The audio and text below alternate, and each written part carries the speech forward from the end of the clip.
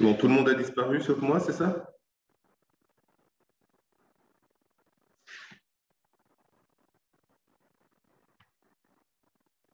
Ok.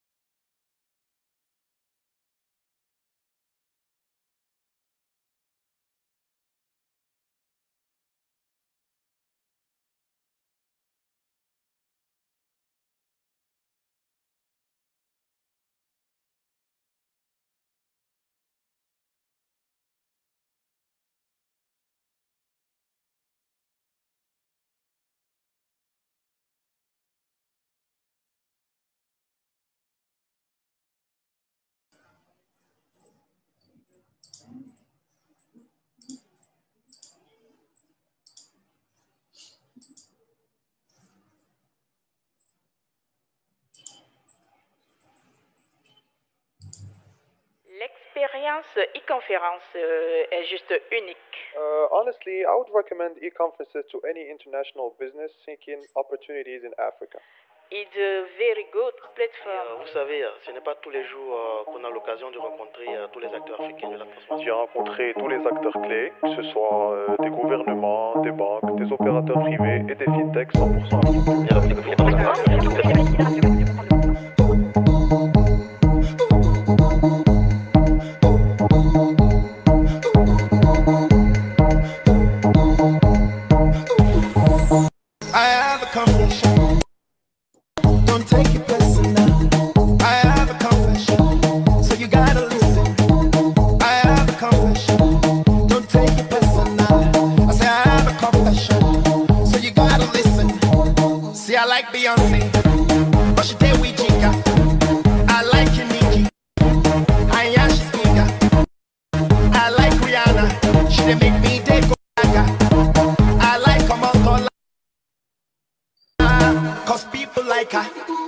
I like Genevieve.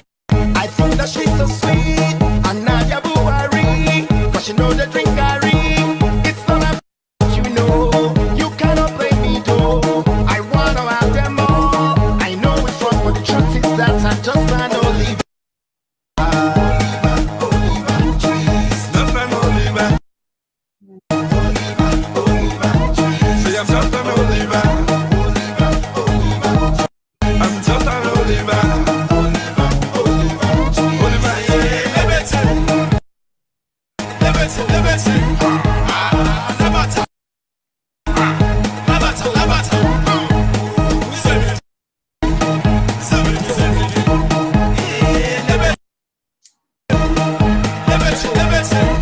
You got a secret, but I think you know it. You wanna let it out, but they go call you out. You like to do it, do the I know you like the bunch, and you like the jazzy. You like it too, Baba, and you like Fally Ipupa, and I know you love your songs, but you know the singing song.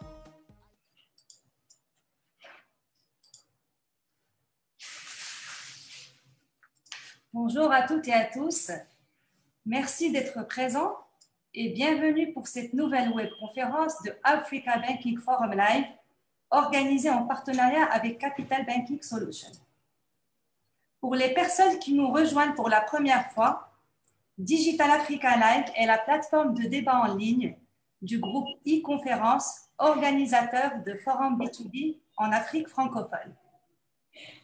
Je suis ravie d'ouvrir ce débat virtuel et vous souhaite la bienvenue à cette session sous le thème « Digitalisation des process bancaires, une révolution en marche ».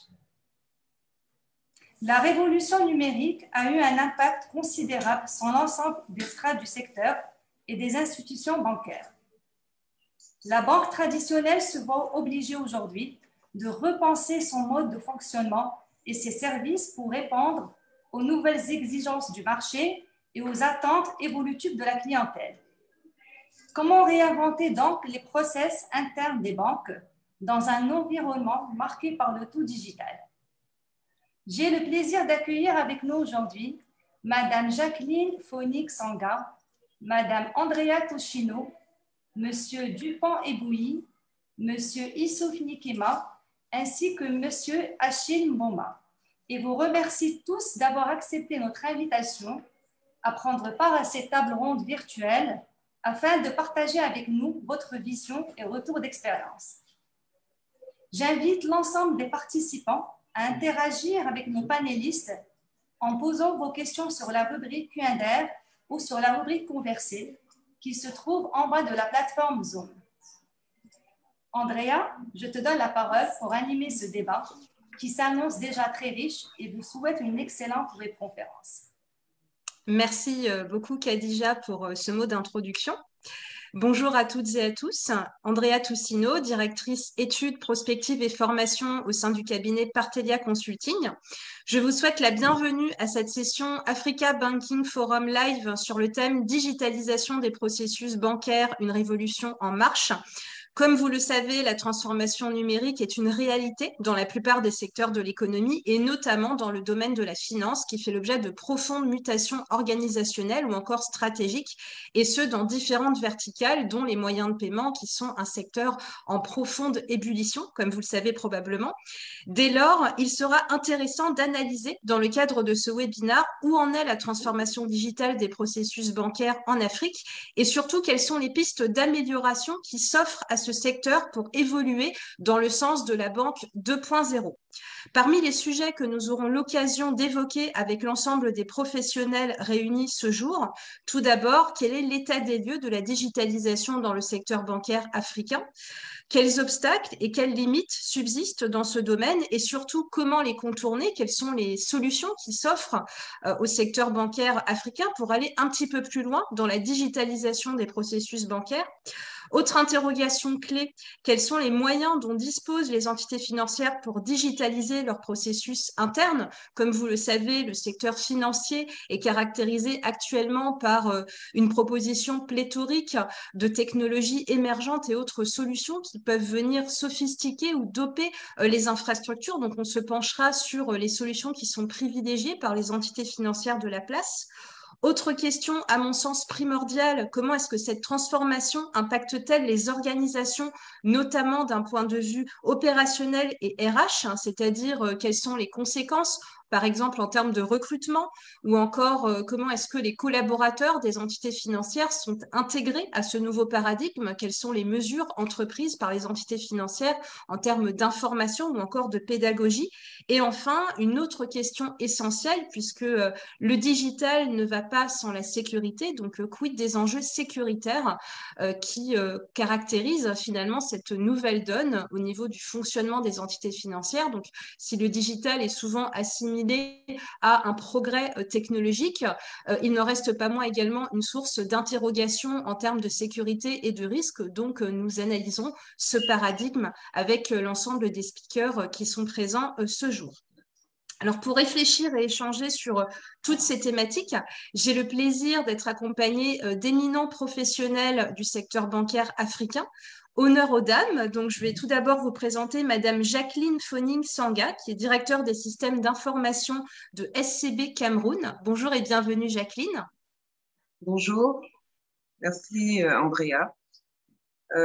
Oui, donc, je suis responsable du système d'information de SCB Cameroun, qui est la filiale camerounaise du groupe Attijari Wafa Bank, qui est un groupe marocain, numéro 1 en Afrique francophone.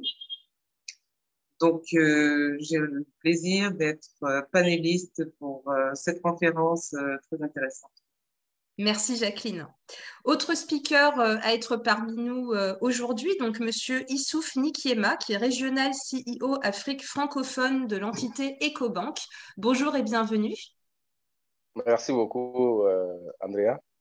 Je suis Issouf Nikiema, je suis en charge de la technologie au niveau de la zone UEMOA pour Ecobank, qui couvre 33 pays en Afrique. Merci. Autre speaker, Monsieur Dupont-Ebouilly, directeur transformation et excellence opérationnelle de l'entité BCI Congo. Bonjour et bienvenue. Hello à tous. Écoutez, alors en fait, mon prénom c'est Dupont et mon nom c'est Ebouilly. Je suis membre du comité exécutif et du comité de direction de la banque BCI, en fait, qui est une filiale du groupe BCP, qui est également marocain. Hein, voilà, donc on a deux groupes du Maroc. Et moi, en fait, je suis chargé de toutes les questions liées à la veille stratégique et à la prospective, donc au pilotage du plan de transformation de la filiale ici au pays, et aussi un volet très opérationnel qui consiste en fait à la satisfaction client, donc, et donc à l'excellence opérationnelle. J'exerce dans le secteur bancaire depuis plus d'une décennie maintenant, et j'ai eu un parcours assez atypique, hein, avec une particularité qui est celle de contribuer à la création des directions dont j'ai ensuite pris la tête. Voilà, donc ça a été très formateur, et en gros, aujourd'hui, dans ma trajectoire, j'ai piloté des revues d'organisation pour la filiale et aussi des projets très structurants immobiliers, et enfin, un vaste programme d'intégration de la filiale BCI au sein du groupe BCP en 2019. Voilà. Très bien, merci. Et enfin, dernier speaker de ce webinaire, Monsieur Achille Mboma, Head of Sales Afrique de l'entité Capital Banking Solutions. Bonjour et bienvenue. Alors par contre, il va falloir activer votre micro, s'il vous plaît. Autant pour moi. Bonjour à tous. Donc, je suis Achille Mboma, je suis en charge du business development pour un éditeur de logiciels bancaires de façon globale, qui est présent aujourd'hui depuis déjà plus de 25 ans sur le continent. Nous accompagnons un peu nos clients sur l'ensemble des continents, donc on a une présence et des représentations dans environ 8 pays. Aujourd'hui, nous avons une expertise réelle sur les problématiques bancaires et apportons des solutions. Voilà. Globalement, c'est ce que nous pouvons en dire. Donc, il y a effectivement aujourd'hui une présence de Capital Banking Solutions sur le continent africain qui lui permet d'avoir une analyse correcte de l'évolution du marché. Donc, nous aurons en parler tout à l'heure. Merci beaucoup pour cette présentation. Donc, comme vous pouvez le constater, un panel relativement complet et riche qui va nous permettre d'aborder différentes questions clés qui sont liées à l'évolution des processus internes au sein du secteur bancaire africain.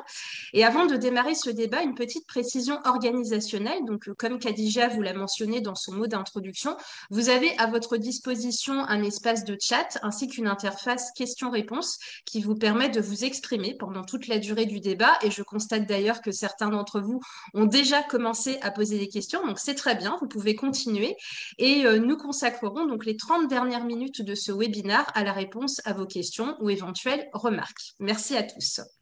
Alors, je vous propose tout de suite de démarrer le débat avec une première question à vocation finalement de retour aux fondamentaux, donc partir en quelque sorte de l'existant, question que j'aimerais adresser à Madame Jacqueline Fonning-Sanga. Aujourd'hui, quel est l'état des lieux que vous dressez en termes de technologie sur les processus internes des banques africaines à ce jour et comment est-ce que vous décririez la situation des processus internes au sein du secteur bancaire africain? Merci Andrea. Justement, à ce propos, la connaissance du marché bancaire africain est liée très profondément aussi à son histoire. Donc, en Afrique francophone particulièrement, nous avons une forte présence d'anciennes banques françaises qui sont installées depuis au moins une vingtaine, qui se sont installées il y a une vingtaine, trentaine d'années. C'est le cas de SCB, qui est ancien Crédit Agricole et qui donc a été racheté par le groupe Attijari Wafa Bank. Donc, historiquement, nos banques sont majoritairement papier, c'est-à-dire que nous effectuons actuellement la transformation digitale. La majorité des processus sont encore papier, même si le train de la transformation est lancé et avance à très grands pas. Il en va de la majorité des process de création de valeur et ce aussi d'autant plus que la réglementation nous astreint à une banque écrite. En ceci que les documents doivent être fournis pour l'ouverture de compte, pour, comment dirais-je, valider les opérations. Il y a une documentation assez importante qui doit être présentée et qui est exigée. C'est la réglementation de nos pays qui l'exige actuellement, même si une transformation vers le digital est en train de s'opérer. En termes technologiques, néanmoins, au fil des années, dans les banques majoritairement francophones, on a un ERP bancaire qui est largement utilisé, qui est celui de Sopra, l'éditeur. Donc, l'ERP bancaire Amplitude, qui a permis de sortir quand même des registres pour pouvoir utiliser un ERP bancaire qui prend en charge la majorité des opérations de caisse et des opérations bancaires portées par la clientèle, quasiment toutes. C'est le principal outil et ça a permis quand même d'accélérer les temps de traitement d'un certain nombre d'opérations. Donc, à date, en fonction des banques, il y a des banques anglo-saxonnes qui sont beaucoup plus évoluées. Je pense qu'on a un panéliste d'Ecobank qui pourra en parler, qui ont plus des banques qui sont toutes digitales, qui sont aussi quelque part un peu plus récentes par rapport aux autres, et donc qui ont, on va dire, une certaine avancée dans le secteur, même si elle tend à être comblée actuellement par les banques un peu plus anciennes. Donc, c'est un peu ce qu'on peut en dire d'un point de vue technologique. On a plusieurs applications qui sont utilisées en interne pour faciliter, améliorer la productivité des différentes équipes. Cela passe par la souscription. J'ai parlé des opérations de clientèle, mais également tout ce qui concerne les contrôles, tout ce qui concerne la QIC, la mise en œuvre de règles anti-blanchiment. Il y a un ensemble d'applicatifs qui ont vu le jour, qui facilitent justement la synthèse de toutes les réglementations, parce que on est un système bancaire tourné vers l'extérieur, vers le monde. Donc, il y a les réglementations supranationales, il y a des réglementations propres à certains pays qui doivent être mises en œuvre, et tout cela doit être fait quasiment en temps réel au fil du traitement des opérations. Donc, il y a des outils qui permettent l'application de ces différentes diligences auxquelles nous sommes contraints dans le secteur qui est le nôtre. Sinon, par ailleurs, nous avons beaucoup de chantiers de transformation. L'objectif du zéro papier en Afrique, il est encore, j'ai envie de dire, il est bien lancé, mais il y a encore des marges de progression. On cible prioritairement les processus à forte valeur ajoutée pour accélérer le temps de traitement des opérations de la clientèle et également ne pas se laisser dévancer par de pure players qui apparaissent sur le marché, qui viennent un peu concurrencer les banques traditionnelles. Je veux parler notamment d'opérateurs télécoms qui intègrent également notre secteur. Nous l'aborderons d'ailleurs pendant ce débat. Merci, merci Jacqueline pour ces précisions. Alors justement, ça me permet d'évoluer vers une autre question qui a plus vocation à identifier les pistes d'amélioration dans le domaine justement de la digitalisation des processus internes. Et c'est une question que j'aimerais poser à Monsieur Issouf Nikiema. Donc, quelles sont les pistes d'amélioration que vous décelez à date à la lumière de vos activités opérationnelles au sein de votre entité? Ok, merci Andrea. Au sein de l'entité Ecobank, je pense que déjà la première panéliste a déjà abordé un certain nombre de points. Les problèmes qu'on a sont un peu les mêmes problèmes, les problèmes liés à la réglementation qui nous exigent un certain nombre de choses en papier, mais qu'on essaie, au fur et à mesure qu'on avance, de digitaliser. Déjà, les points qu'on remarque au niveau d'Ecobank déjà sont les points liés à l'expérience clientèle et les points liés à l'efficacité opérationnelle. Donc, quand je parle de l'expérience clientèle, c'est déjà voir dans quel cas cette digitalisation peut aider à améliorer un peu le parcours du client quand il vient chez nous, que ce soit les plateformes que le client utilise lui-même, le direct banking, ou même en interne quand les transactions des clients ou les réclamations des clients arrivent au sein de la banque et que ça soit de façon efficace pour permettre au client d'avoir une expérience mémorable, une expérience qui lui permet de revenir demain pour faire du business avec la banque. Donc, à travers cela, on peut déjà voir la mise en relation avec le client. Aujourd'hui, cette mise en relation avec le client se fait de façon manuelle. Au niveau d'Ecobank, on a essayé réellement de mettre des plateformes en ligne pour permettre aux clients d'avoir une mise en relation digitale. Ça veut dire que le client pourra ouvrir son compte en ligne à travers toute la documentation qui va être fournie et validée et vérifiée, sans que le client n'ait à quitter de chez lui à travers Internet. Et le deuxième point le plus crucial aujourd'hui, c'est la réclamation des clients. Parce que quoi qu'on dise aujourd'hui, au niveau d'Ecobank, on a misé réellement sur le digital et les clients font les transactions eux-mêmes. Donc, mais quand les transactions arrivent au niveau de la banque, il y a des transactions qui passent de façon automatique, mais il y a des transactions qui, à cause de la réglementation, doivent être traitées en interne pour plus de visibilité au niveau du régulateur. Donc, à ce niveau, il y a un autre aspect de la digitalisation qui permet de récupérer ces informations sans avoir à utiliser du papier et permettre de terminer la transaction. Mais aussi au niveau de la réclamation, ça veut dire quand le client a un problème avec une plateforme ou avec une transaction, on s'assure que cette réclamation vient de façon digitale au niveau de la banque, que le client n'ait pas à courir à gauche et à droite pour que sa réclamation soit prise en compte pour être traitée. Ensuite, il y a tout ce qu'il y a comme processus de rapprochement, processus de réconciliation bancaire. Aujourd'hui, on sait qu'il y a l'interbancalité qui est là. Donc, qui parle d'interbancalité parle aujourd'hui de tout ce qui est réconciliation, rapprochement entre banques pour s'assurer qu'on se couvre correctement de façon mutuelle en matière de transactions. Donc, il faut s'assurer que tout cela soit déjà automatisé pour rejoindre un peu l'efficacité opérationnelle dont je parle, que dès qu'on a les éléments pour couvrir un peu les clients et traiter ce qu'on doit gérer en interne par rapport à l'interbancalité, que ça puisse se faire de façon automatique et de façon très rapide et permettre de répondre aux clients. Donc, les autres points sont les points aujourd'hui quand on parle de banque automatiquement, on voit tout ce qui est prêt, tout ce qui est, voilà, sans prêt, il n'y a pas de banque. Donc, c'est voir comment réellement les clients peuvent faire les demandes de prêt en ligne sans problème.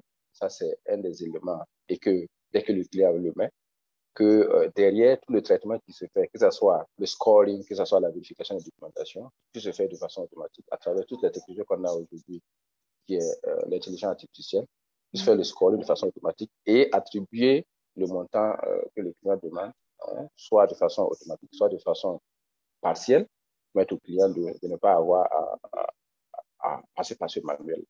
Donc, tous ces éléments, tous ces points sont pris en compte réellement et qu'on a identifiés et sur lesquels il y a du travail qui est fait aujourd'hui avec les technologies qu'on connaît Il y a le RPA, je ne sais pas si voilà, d'autres avez entendu, le Robotic Process Automation, qui est un des éléments importants aujourd'hui pour robotiser tout ce qu'on fait en interne, pour un peu remplacer les processus manuels qu'on utilise, que ce soit sur la réconciliation, que ce soit sur le traitement des opérations que les clients nous soumettent. Donc, c'est un peu cela, ce qu'on voit au niveau du programme. Merci. Très bien, merci pour ces éléments. Donc, on retiendra de sérieuses pistes d'amélioration dans le domaine de la relation client. Vous avez également évoqué le sujet de l'interopérabilité, qui est également une question clé propre au secteur bancaire africain, et le sujet de la sécurité, avec notamment l'évolution du scoring des risques. Donc, ce sont des points clés qu'on aura l'occasion d'aborder également pendant la durée de ce webinaire. Et ça me permet aussi d'évoluer vers une question suivante, qui est la question des moyens. Donc, aujourd'hui, on a parlé de l'existence, on a parlé des pistes d'amélioration, et ce qu'on observe au sein du secteur bancaire africain, mais aussi dans d'autres régions du monde, c'est l'existence et la multiplication de technologies émergentes qui semblent constituer des atouts pour le renforcement de la digitalisation au sein du secteur financier. Je pense par exemple à l'intelligence artificielle que vous avez mentionnée, Monsieur Nikiema, ou encore à d'autres technologies type blockchain ou autres. Donc j'aimerais justement interroger notre expert de la technologie, Monsieur Achille Mboma, et évoquer avec lui quels sont les outils aujourd'hui dont disposent les banques pour faire évoluer les processus internes, et comment est-ce que vous les accompagnez sur ce sujet-là? Alors, donc, écoutez, merci beaucoup, Andrea. Aujourd'hui, il est vrai qu'il y a un nouvel écosystème qui s'est créé autour des banques. Dès la fin des années 2000, on a vu arriver les fintech.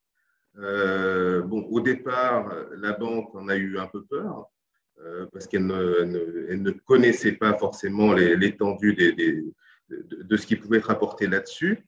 Mais petit à petit, ce qu'on voit, c'est que certes, il y a des organismes financiers qui se créent autour de ces fintech qui vont proposer des solutions plus ou moins flexibles et adaptées, puisque c'est un peu le leitmotiv même de ces petits éditeurs-là qui ont du monoproduit et qui vont proposer un service.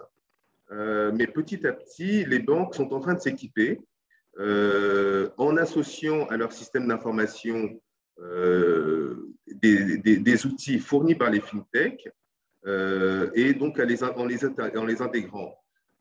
Aujourd'hui, on a des données, on a un point qui est important, le plus important pour la banque aujourd'hui, ce sont les data. Les data, donc on a tout ce qui concernera donc la big data de façon globale, la blockchain, effectivement l'intelligence artificielle aussi. Donc tous ces éléments-là doivent pouvoir être intégrés au système d'information. Aujourd'hui, si on se focalise sur un point qui est quand même que le continent africain représente environ 70% de personnes qui sont à bancariser. Donc, on a 70% de la population qui est non bancarisée. Et donc, la banque, aujourd'hui, a un produit d'appel que citait M. Issouf tout à l'heure, qui est quand même le prêt. Le prêt est un élément qui, sur toute la planète, est le produit d'appel de toutes les banques. Mais il faut pour cela qu'on puisse s'équiper. Donc, on a des problématiques de scoring, mais aussi, pour pouvoir faire ce scoring, un besoin d'utilisation de l'intelligence artificielle. Pourquoi? Parce que l'intelligence artificielle va permettre d'analyser les données transactionnelles des clients et à partir de ce moment-là, pouvoir faire du scoring. Mais on a la problématique, vous évoquiez tout à l'heure les questions de sécurité et reconnaissance de l'identification. L'identification reste un point quand même qui est important, puisque sur le continent, nous avons quand même toujours une problématique qui est de la non-présence pour certains de pièces d'identité valides ou non. Donc ça, c'est un point qu'il faut voir avec les gouvernants plus qu'autre chose, mais sur lequel on travaille effectivement. Concernant la partie des prêts, nous proposons, nous, par exemple, comme beaucoup d'autres éditeurs, des solutions qui vont permettre l'automatisation, pouvoir accompagner le client donc, de son arrivée à l'agence même online, pouvoir faire le onboarding online et pouvoir, à partir de ce moment-là, lui permettre de faire une demande. Il va faire sa demande de prêt. On va pouvoir essayer d'automatiser l'ensemble de la procédure de façon à ce qu'il puisse également donc, transmettre ses documents. Donc, il va s'identifier, transmettre les documents qu'on va pouvoir analyser. Et l'objectif de tout cela est de réduire les temps de traitement. Bon, comme aujourd'hui, le client est en train de s'attend un peu à ce que sa banque puisse réagir tout comme aussi vite qu'il le voit avec Netflix ou tout simplement Zoom. Hein. On veut de la haute disponibilité, on veut de la réponse immédiate. Donc aujourd'hui, nous essayons d'apporter des solutions de ce type à nos clients. Ça veut dire surtout que dès le démarrage, nous proposons un core banking qui est OpenAPI. Alors, l'intérêt de cela, c'est justement la possibilité, la capacité d'aller intégrer aisément les éléments apportés par les fintechs. Donc, c'est comme ça que nous solutionnons et nous accompagnons les banques. Nous leur permettons de pouvoir facilement intégrer ces données et de pouvoir analyser et aller beaucoup plus vite dans leur prise de décision. Très bien, merci pour cet éclairage. Alors, j'ai constaté que sur le chat et l'interface de questions-réponses, on a beaucoup de remarques sur les éventuels points de blocage qui subsistent aujourd'hui dans le domaine de la digitalisation. J'ai vu passer notamment des remarques sur la réglementation qui pourrait constituer un frein justement à la poursuite de tous ces travaux sur la digitalisation des processus internes au sein des banques. Il y a également des remarques sur la définition même de la digitalisation. Donc, ça représente finalement le fait que la pédagogie doit être renforcée sur ce sujet-là et bien évidemment les obstacles qui sont liés à l'aspect un peu plus spécifique des business models et le coût particulièrement de ces travaux pour les entités financières. Donc, c'est une transition idéale vers la question que j'aimerais adresser à Monsieur Dupont-Ebouilly, à savoir du point de vue de votre expérience opérationnelle au sein de votre entité, quels sont les points de blocage que vous identifiez dans ces travaux sur la digitalisation des processus internes? Alors oui, je te remercie Andrea pour cette préoccupation-là. Il y a lieu avant tout de préciser un certain nombre de points pour bien comprendre de quoi l'on parle. Et ensuite évoquer quels sont les points qui pourraient faire que cette digitalisation-là soit bloquée. En fait, la digitalisation des processus et plus généralement le digital, c'est un long cheminement. Il ne faut pas l'oublier. C'est un long cheminement et ce n'est pas en fait une destination. Ce n'est donc pas ce long fleuve tranquille. Bien au contraire, il y a des points qui bloquent. En fait, les points de blocage pourraient être synthétisés, on va dire, en 4 grandes zones. Il y a des blocages qui sont d'ordre organisationnel. Il y a des blocages qui sont liés à la nature humaine, des blocages liés à la technique, à la technologie, aux outils que l'on va choisir, et enfin des blocages liés, comme tu l'as précisé, au conflit qu'il peut y avoir entre le court terme, le moyen et le long terme, donc derrière les coûts. Voilà, donc parlons de blocage à la digitalisation des processus. Il y a dans la problématique la question des processus. Alors, le premier problème que l'on rencontre très souvent dans la digitalisation des processus internes à une banque, c'est l'absence de vision organisationnelle. On ne sait pas combien y a-t-il de processus dans l'entreprise. Je me suis amusé pendant que mon ami Achille est en train de présenter, à compter un petit peu les macro-processus qu'il y a dans notre filiale. Alors, dans la modélisation des processus, pour tous ceux qui nous suivent, il y a des processus majeurs, donc des grands processus dans la banque, et qui sont après subdivisés en sous-processus. la banque, la BCI, a 5 grands processus majeurs dans lesquels se retrouve un total de 13 sous-processus et plus d'une centaine, on est à 230 processus opérationnels qui partent des fonctions régaliennes, donc des fonctions de type finance, des fonctions de type comptabilité, des fonctions de type audit, mais aussi des fonctions du front office, comme l'a précisé Youssouf, donc des problématiques de type front office pour la vente, la commercialisation, l'accompagnement des clients, le parcours client. Voilà. Donc, l'absence d'une organisation ou d'une vision organisationnelle peut pousser effectivement certains établissements à retarder tout simplement la digitalisation de leur processus interne.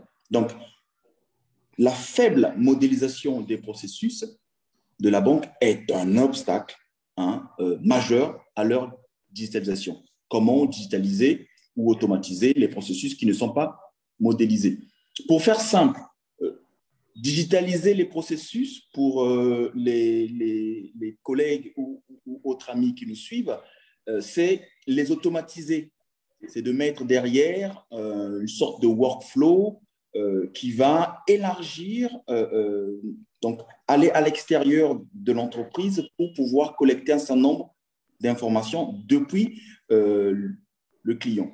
Et le mot digital, pourquoi digital? Eh bien, simplement parce que le doigt va être l'intermédiaire entre le client ou le collaborateur et l'outil lui-même, permettant ainsi un usage rapide, intuitif, convivial, parfois même ludique. Donc, pour revenir à la problématique de la modélisation, il y a lieu donc de se dire que le travail de modélisation peut être pénible à faire, long à faire, puisque modéliser, c'est essayer de cartographier l'ensemble des processus de l'entreprise en utilisant des normes de modélisation. Et pour cela, il y a plusieurs types de normes.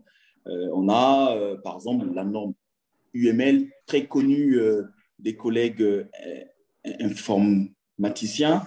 On a la norme XPDL, on a la norme que moi j'utilise plus, la norme DPMN, mais aussi on peut utiliser le SIPOC pour pouvoir dresser un état des lieux des processus que nous avons. Donc ça, c'est le premier problème.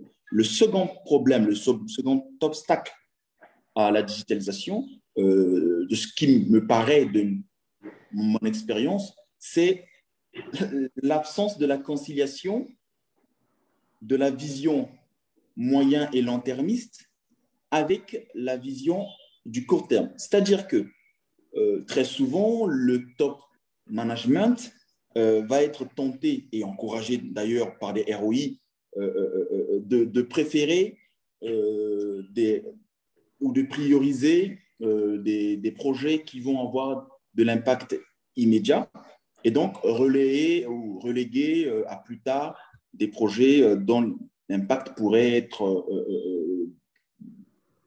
à moyen terme. Un projet de digitalisation des processus, parlons par exemple des processus qui ne sont pas de front office. Prenons le processus ressources humaines. Voilà, un processus interne. Ce processus-là, par exemple, pour le digitaliser, on ressentira les impacts sur la productivité des équipes du capital humain et même des autres collègues de la banque un peu plus tard, très souvent au bout de 3 ou 4 ans. Ce n'est pas immédiatement qu'on va obtenir des résultats. Donc, l'absence de vision long-termiste est également un point, un frein à la digitalisation. En interne, l'absence de maturité numérique de l'entreprise ou la pénurie de compétences numériques en interne est un vrai frein. Je crois que c'est Jacqueline, je ne sais pas si je prononce bien le prénom, qui l'a dit, hein, la plupart des banques dans les pays francophones sont de culture francophone et d'histoire francophone. La mienne ne faisant pas exception,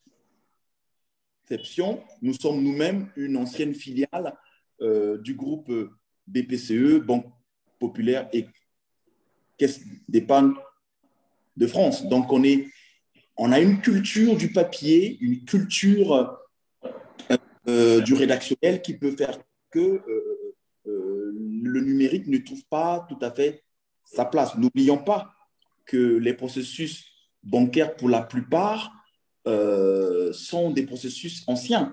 La banque n'est pas créée il y a quelques années. La banque existe il y a plusieurs siècles.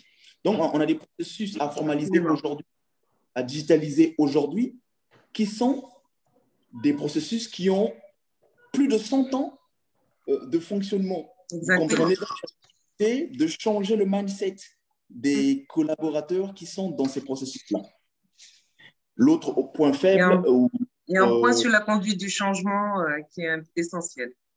Et effectivement. L'autre point, c'est également les compétences internes en termes de conduite de ce type de projet-là. Alors, conduire un projet de digitalisation des processus nécessite une maîtrise en gestion de projet, agile ou autre, car la digitalisation des processus métier est composée de plusieurs sous-projets qu'il faut maîtriser, et il y a un grand volet informatique ou IT qu'il faut également prendre en compte. Je crois que c'est Achille qui l'a précisé, la big data. Eh bien, en soi, c'est sur la big data que repose la digitalisation, puisque c'est cette information-là qu'il faut consolider et pouvoir donner des outputs pour pouvoir les analyser, les traiter, donc donner une valeur ajoutée à un processus en éliminant les tâches administratives. Mais cette même big data, on va dire, cette même data, pour faire simple, peut avoir également des problèmes de fiabilisation. Donc, la fiabilisation des données clients est également un problème qu'il faut traiter dans le cadre de la digitalisation.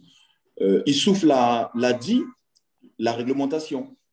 La réglementation également pourrait limiter un travail en profondeur sur la digitalisation, pourrait limiter d'aller plus loin dans la digitalisation. Je vais vous prendre un cas. Il y a par exemple des obligations légales ou réglementaires d'obtenir des originaux, des documents dans le processus de crédit.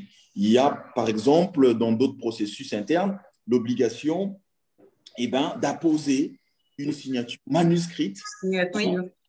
Voilà, une signature manuscrite. Et pour l'instant, les réglementations africaines n'ont pas encore intégré la problématique de la signature électronique, ce qui, par définition, va limiter le travail de la digitalisation. Oui. On aura l'occasion d'ailleurs d'aborder le sujet de la réglementation un petit peu plus tard. Tout à fait. Et pour finir, un dernier obstacle, comme l'a précisé Jacqueline, pour moi, il semble que c'est également l'un des problèmes majeurs, c'est l'absence de la prise en compte du volet humain dans le processus de digitalisation. On pense que digitaliser, c'est remplacer en fait l'humain par une intelligence artificielle, par des robots qui vont faire le travail à la place des humains et qui, quelquefois, peut braquer les collaborateurs internes vis-à-vis d'un processus de digitalisation. Donc, il ne faut pas oublier que la digitalisation, c'est également, avant tout, pour moi, un enrichissement de la relation humaine. Pour faire simple, la preuve, c'est que cette réunion qui à l'heure où je parle, a plus de 100 participants, enrichit ma relation humaine, l'élargit. On est dans plusieurs pays. Moi, je me trouve à Brazzaville. D'autres sont au Cameroun, en France, au Maroc et même à Abidjan.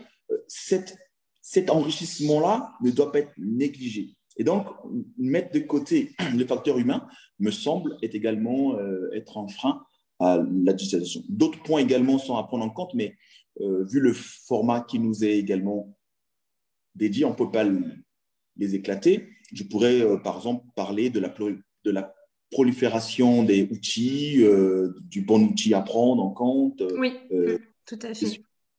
Merci, Monsieur Voilà. Ebouilly, pour cette réponse. Alors, vous avez plusieurs fois évoqué le volet RH, donc ça semble une transition toute indiquée vers la question suivante que j'aimerais adresser à Madame Jacqueline Fonning-Sanga.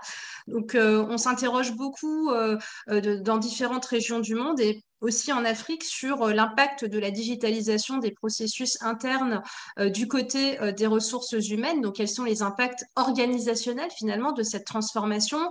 Quelles sont les conséquences, par exemple, en termes de recrutement, en termes de formation, de reconversion professionnelle? Et du coup, j'aimerais justement vous interroger sur ce sujet. Donc, comment est-ce que cette évolution technologique impacte le fonctionnement des banques et quels sont les enjeux organisationnels et RH que vous identifiez plus particulièrement? Alors, tout d'abord, j'aurais juste apporté un complément à ce que vient de dire M. Ebouilly Dupont. Il y a également un frein majeur au projet de digitalisation des processus dans le secteur bancaire, c'est celui de l'absence sous nos latitudes de bases de données gouvernementales qui porteraient les données des citoyens, donc l'open data, tout simplement. Ce qui faciliterait, par exemple, tout ce qui concerne la vérification de pièces qu'on aurait pu digitaliser. On aurait pu envisager, des interfaces qui seraient mises en place avec ces grosses bases de données publiques gérées par l'État. Et d'une certaine façon, ça améliorerait, en tout cas, ça prendrait en charge une première partie du problème. Pour revenir au point concernant les RH, et l'impact des enjeux sur la transformation qui va devoir se faire. Ce qu'il faut se dire, c'est que le monde du digital, du numérique, c'est tout un arsenal de métiers. C'est tout un arsenal de nouveaux métiers. C'est tout un arsenal, c'est toute une nouvelle façon de penser déjà son travail. Et aujourd'hui, la difficulté, comme on l'a souligné, c'est que les formations doivent intégrer également ce monde numérique qui est déjà dans nos mains, à partir des smartphones notamment. Et on trouve, en tout cas ce qu'on constate, que le parallèle n'est pas forcément nécessairement déjà identifié et les mutations en termes de curricula ne sont pas mis à jour pour que les ressources qui vont apparaître sur le marché du travail puissent répondre à ces enjeux. Donc, il y a beaucoup de besoins, ne serait-ce qu'en matière de modélisation des processus, d'avoir des assistants maîtrise d'ouvrage, tout simplement, qui comprennent les processus, qui puissent accompagner les métiers qui, eux, ont connu des méthodes anciennes, qui, eux, ont des process qui sont séculaires, comme on l'a si bien dit, mais qui doivent les penser de manière un peu plus automatisée, tel qu'un robot pourrait les exécuter. Et pour cela, il faudrait qu'il y ait des ressources, des personnes, des professionnels de la modélisation, du digital, qui accompagnent ces métiers vers la transformation. Donc, il y a un enjeu ressources humaines, de formation, de trouver les compétences. En interne, il y a de nouveaux métiers à créer. Tous les périmètres sont concernés. Ça a l'air d'être un sujet purement SI. C'est un sujet SI, certes, mais derrière les systèmes d'information, tout le monde est partie prenante, en fait. C'est-à-dire que tous les métiers, même s'il n'est pas fondamentalement de l'informatique, entre guillemets, est concerné et est impacté par la digitalisation de son processus. Ça va des achats, même au process de lending dont on parlait en première partie du webinaire. Donc, les RH, ce qu'on observe, c'est que déjà, pour leur propre process de recrutement, il y a déjà aussi une mutation qui est observée et qui est mise en œuvre. Le besoin d'avoir des outils qui ont un peu plus d'intelligence artificielle pour pouvoir traquer les bonnes ressources de manière intelligente, sans que ce ne soit fait manuellement par des humains en épluchant les CV. Donc, on a de plus en plus d'outils qui voient le jour, qui permettent, qui facilitent l'aide à la décision, l'aide à la sélection, l'aide au recrutement également. On a, la majorité des banques ont des plateformes de recrutement en ligne qui justement permettent de se constituer une base de ressources compétentes. Également dans le comment dirais-je, le suivi purement interne des ressources, il y a les potentiels, c'est-à-dire ceux qui sont en première ligne, qui sont identifiés, parce que tout le monde n'est pas aware au changement en fait. Il y a ceux qui sont plus enclins parce qu'ils sont des geeks nés, ils n'ont pas eu besoin d'avoir, enfin, ils sont d'une certaine génération aussi. Donc, Oui. tout ce qui est transformation, ça leur parle, ce qui n'est pas nécessairement le cas d'une autre catégorie de collaborateurs, de professionnels. Oui. Donc, ceux-là, on va les former. Ceux-là, ils participent à des cursus, des formations internes du digital pour accompagner au sein de leur métier cette transformation. Voilà. Je ne sais pas, Andrea, tu voulais parler? Très bien. Merci pour ces éclairages, Jacqueline. On voit beaucoup passer aussi sur l'espace de chat et l'interface questions-réponses des interrogations sur le poids de la réglementation dans cette transformation digitale. Et ça tombe assez bien parce qu'on a une question sur ce sujet et cette question, j'aimerais l'adresser à Monsieur Nikiema. Justement, par rapport à toutes ces remarques que vous voyez passer sur le chat en ces termes que finalement la réglementation pourrait constituer un frein finalement à ce processus de digitalisation, j'aimerais vous interroger sur la façon dont les pouvoirs publics peuvent contribuer ou à contrario freiner l'évolution des entités financières africaines dans le sens du digital et plus spécifiquement vous interroger sur la façon dont vous travaillez avec ce type d'acteurs. Ok, merci Andrea. Effectivement, j'ai vu tout ce qui se passe sur le chat. La réglementation, c'est un gros point au niveau de la réglementation. Et en matière de digitalisation, le premier point, c'est réellement d'identifier les acteurs nécessaires qui vont impacter sur ce projet-là ou cette stratégie. Et au niveau d'Ecobank, on a trois piliers majeurs. C'est digitaliser nos partenaires, digitaliser nous-mêmes et digitaliser nos clients. Donc, à travers ces acteurs-là, on peut voir facilement que le régulateur est là, à travers tout ce qui est politique en matière de technologie, tout ce qui est politique en matière de banque et ainsi de suite, qui doivent suivre un peu ce qui se fait un peu avec ce qu'on a dans ce monde nouveau. Et réellement, on voit que les politiques ne suivent pas. Les politiques ne suivent pas tout ce qu'on veut faire et ça bloque souvent l'élan sur lequel on se lance. Je prendrai un exemple qui a été répété et cité plusieurs fois ici, qui est le eKYC, ou la possibilité d'identifier les clients en ligne. Parce qu'aujourd'hui, on veut réellement que nos clients ouvrent les comptes en ligne sans avoir à visiter les agences. Mais comment s'assurer que ces clients qui ouvrent ces comptes en ligne à travers leur téléphone ou à travers tout ce qu'on connaît comme outil qu'on a mis en place aujourd'hui, si vous regardez bien, Ecobank aujourd'hui a le WhatsApp banking, ça veut dire qu'on peut faire la banque à travers WhatsApp aujourd'hui. Ecobank aujourd'hui a le social banking à travers Facebook où on peut ouvrir des comptes. Mais tout cela n'est possible en temps réel que si on permet aujourd'hui d'identifier ce client-là en ligne à travers tout ce qu'on fait. Donc, déjà, le régulateur pourra contribuer à faire cette ouverture et permettre aux banques d'avoir accès à tous ces outils-là, d'identifier le client très facilement à travers quelques éléments que le client va fournir. Même souvent, à travers le numéro de téléphone du client qui est disponible aujourd'hui, on devrait pouvoir identifier le client parce que le client, dans beaucoup de pays aujourd'hui, à travers l'Afrique, on ne peut pas avoir un numéro de téléphone sans être identifié. C'est vrai qu'il y a des cas où il y a des exceptions, mais aujourd'hui, à 90%, 95% des cas, un client aujourd'hui doit être identifié avant d'avoir une puce téléphonique. Et ceci doit nous permettre aujourd'hui d'identifier facilement le client à travers cette ouverture-là, sans avoir à recommencer tout ce processus de KYC avec le client de bout en bout. Ensuite, il y a tout ce qui est politique en matière de cloud, qui parle aujourd'hui de digitalisation, c'est que le cloud, c'est un élément très important. Mais il faudrait réellement que le régulateur nous permette aujourd'hui d'aller vers le cloud sans avoir à nous expliquer. Et c'est vrai qu'on doit assurer que les données des clients qu'on envoie sur le cloud soient sécurisées, que ça respecte réellement les normes et les standards établis par le régulateur et la banque. Mais c'est réellement intégrer cet élément-là dans tout ce qui est réglementation et pousser les banques à se conformer à travers cela, à travers des standards qui seront émis sur le cloud. Parce qu'aujourd'hui, il y a beaucoup de technologies qui sont proposées et qui permettent aujourd'hui de digitaliser tout ce qu'on est en train de faire, mais à travers le processus cloud.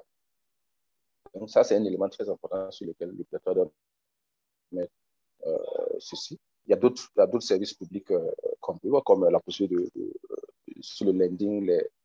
Il faudra réellement qu'à ce niveau aussi, les banques peuvent vouloir, par exemple, faire du macro-lending, comme ce que font les fintechs aujourd'hui. Mais ça peut être un gros problème aujourd'hui parce qu'il y a un certain nombre d'éléments qui bloquent les banques à travers cela. Le régulateur aussi peut pousser à prendre le lead aussi sur un certain nombre de gros projets qu'on a. C'est vrai qu'ils ont commencé dans certains endroits. Je pense que dans la CEMAC, à travers l'interopérabilité de tout ce qui est système, voilà, pour nous permettre facilement d'intégrer et permettre à nos clients de transacter très facilement à travers nos canaux digitaux et sans avoir à prendre du papier et finir la transaction du client, ce qui est l'état et impacte l'expérience client que nos clients ont avec nous. Et à travers d'autres types de projets, il y a le projet de paiement QR qui est un nouveau élément aujourd'hui qu'on a, qui permettront aux clients de le faire. Et d'autres types de services aujourd'hui, je sais que les pouvoirs publics essaient de plus en plus de venir vers la diversité à travers tout ce qui est paiement d'impôts, tout ce qui est paiement de services publics.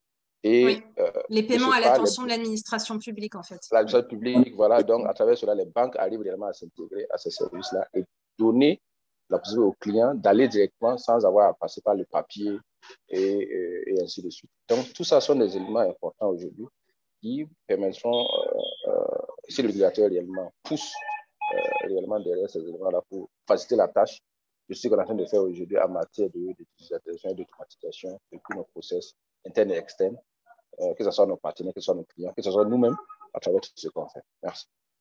D'accord, merci beaucoup pour cet éclairage, Monsieur Nikiema. Alors, toujours sur le sujet des acteurs, j'aimerais cette fois donner la parole à Monsieur Achille Mboma pour avoir finalement son analyse sur le rôle que peuvent jouer les acteurs connexes, hein, c'est-à-dire par exemple les telcos, qui sont des acteurs primordiaux au sein de la région africaine, avec notamment des stratégies très élaborées du côté des moyens de paiement. Donc, quel rôle ces acteurs-là peuvent jouer dans la transformation digitale et finalement, comment est-ce que vous les accompagner aussi sur cette thématique. Alors, par contre, il faut activer votre micro, s'il vous plaît. Décidément, j'ai toujours des problèmes avec le micro, moi. Alors, donc aujourd'hui, quand on parle de digitalisation très vite, on pense au paiement des factures, effectivement, on pense à la mobile money. Lorsqu'on se tourne vers l'attitude des banques centrales, aujourd'hui, on va parler déjà au niveau des banques centrales, il y a des réflexions qui sont en train d'être menées afin de créer des monnaies électroniques au niveau des banques centrales, qui seraient des monnaies qui seraient plus ou moins régulées, puisque la régulation ne cesse de se pencher sur la question de toutes ces monnaies électroniques créées par les telcos. Et donc, on devrait voir une évolution de ce côté-là.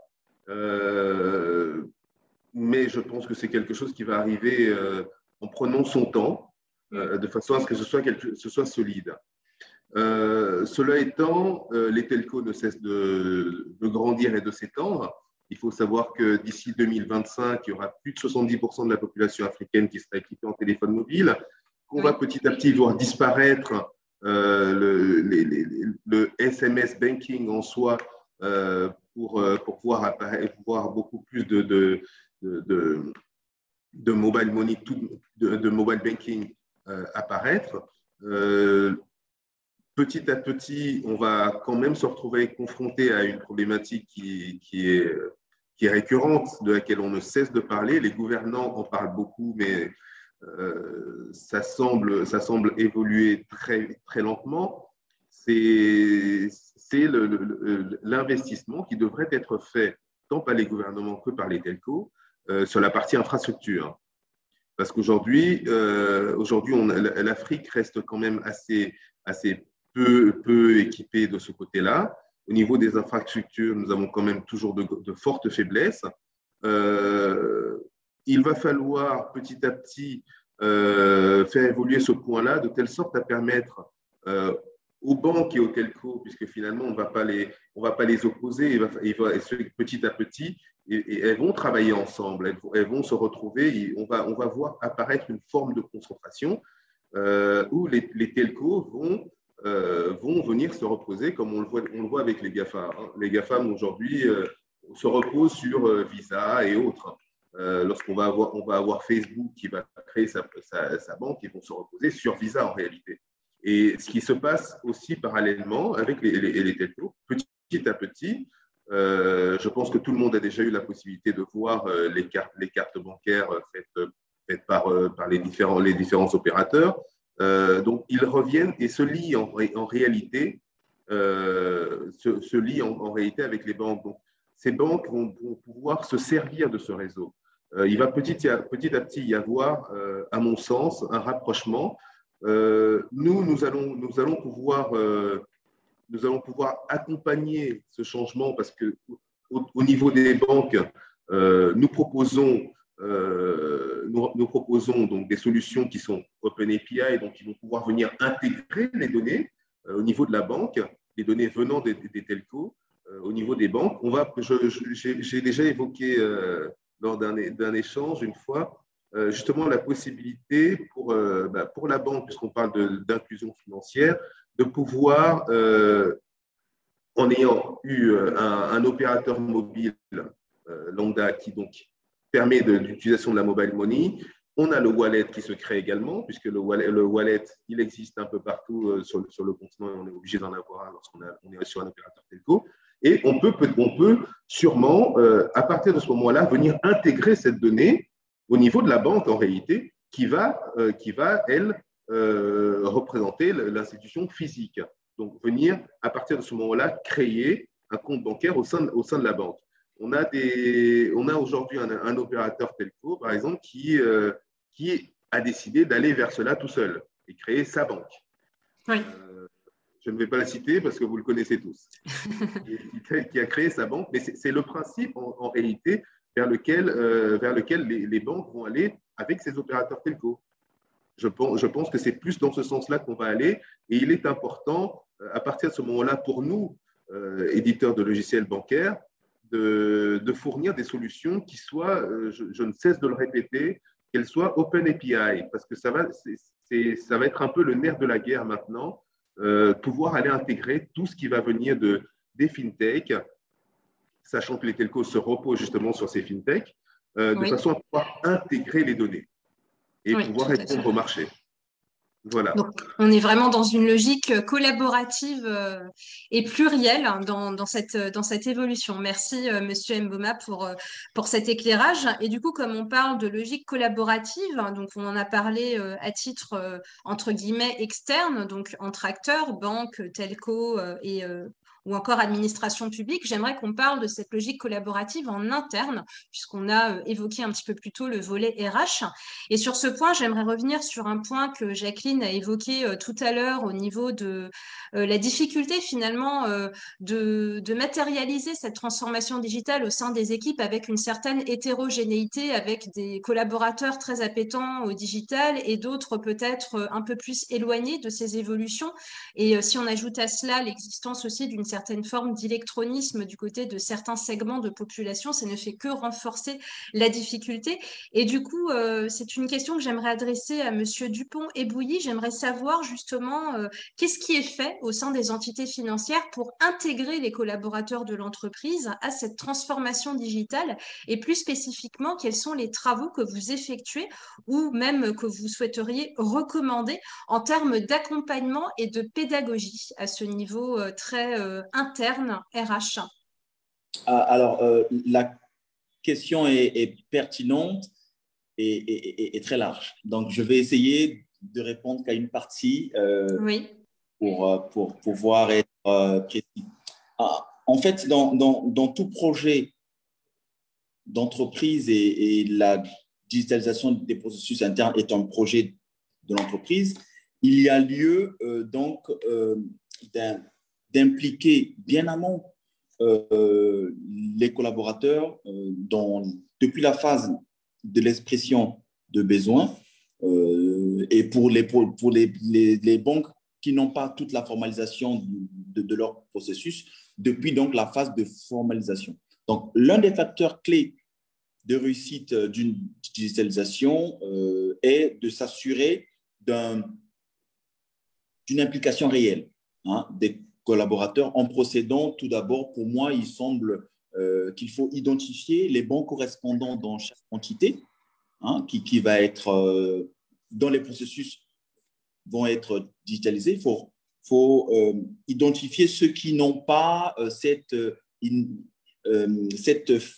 faiblesse dans des problématiques électroniques. Il faut faire un bon mélange dans la constitution de l'équipe en prenant ceux qui ont des appétences électroniques, informatiques, mais aussi ceux qui ont la bibliothèque de cette entité-là par des interviews et autres. Et donc, il faut gérer cet engagement, cet onboarding-là pour que ces collaborateurs deviennent eux-mêmes des acteurs, donc des ambassadeurs de la digitalisation de leur processus grâce à une plus forte implication.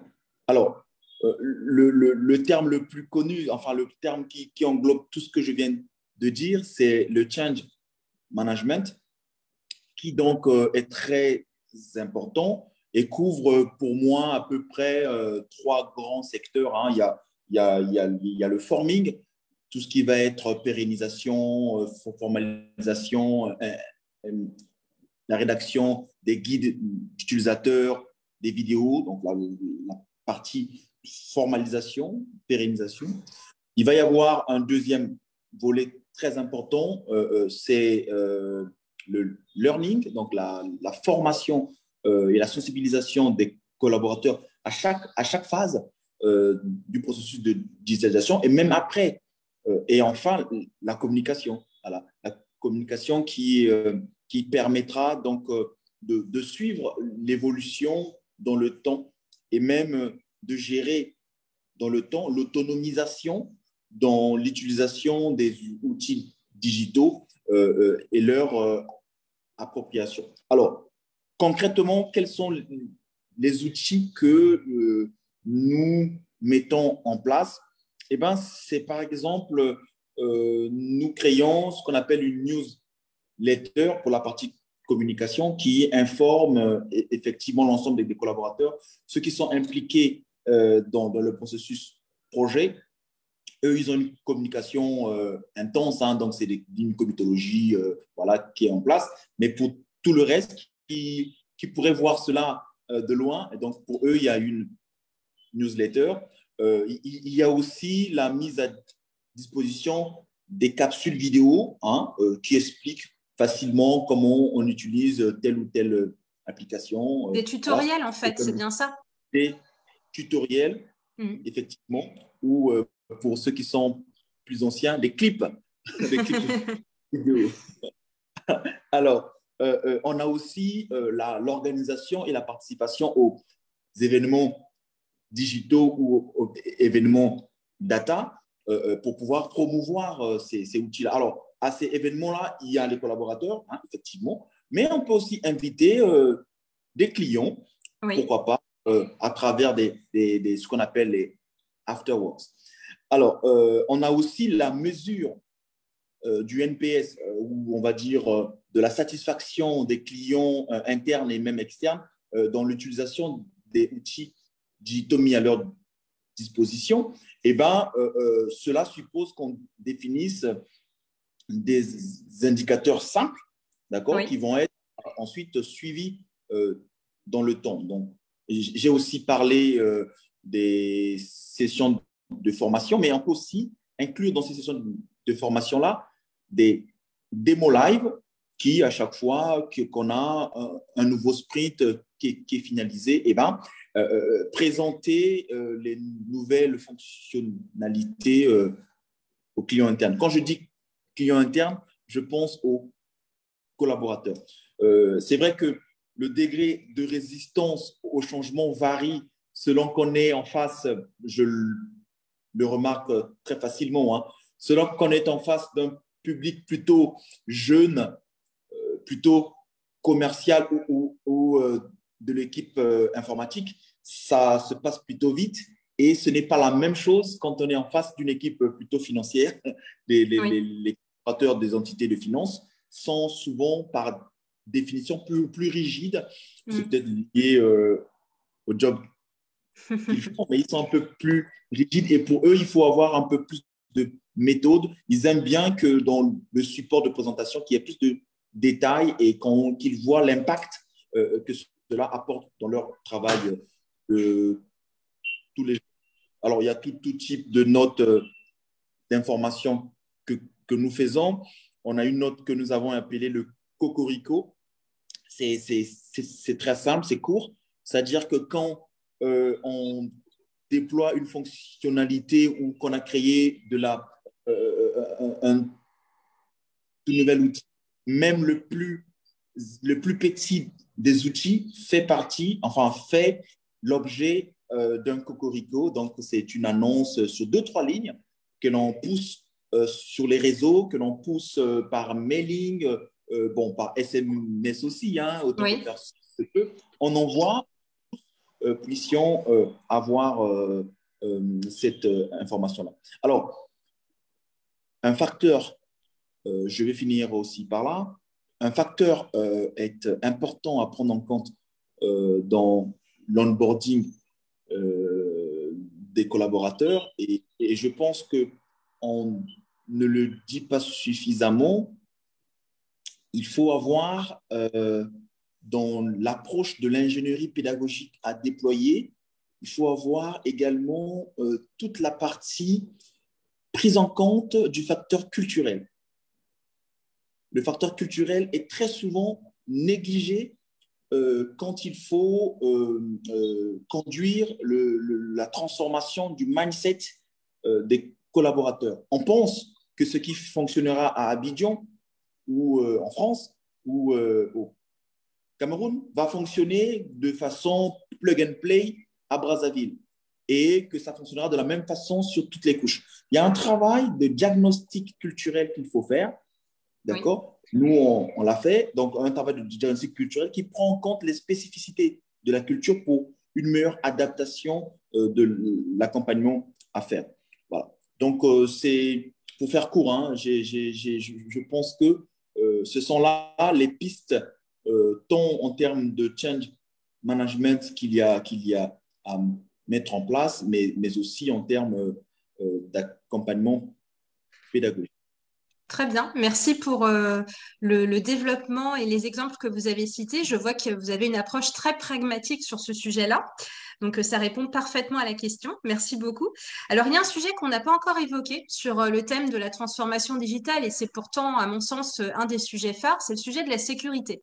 Alors, c'est vrai que sur la digitalisation au sein du secteur bancaire, on a finalement deux approches. On a une approche plutôt positive où finalement, on estime que la digitalisation est un vecteur d'amélioration de la sécurité des infrastructures bancaires et on a une approche peut-être un peu plus prudente où on se dit que la digitalisation a certes des points positifs, mais ça peut être également un vecteur de nouveaux risques.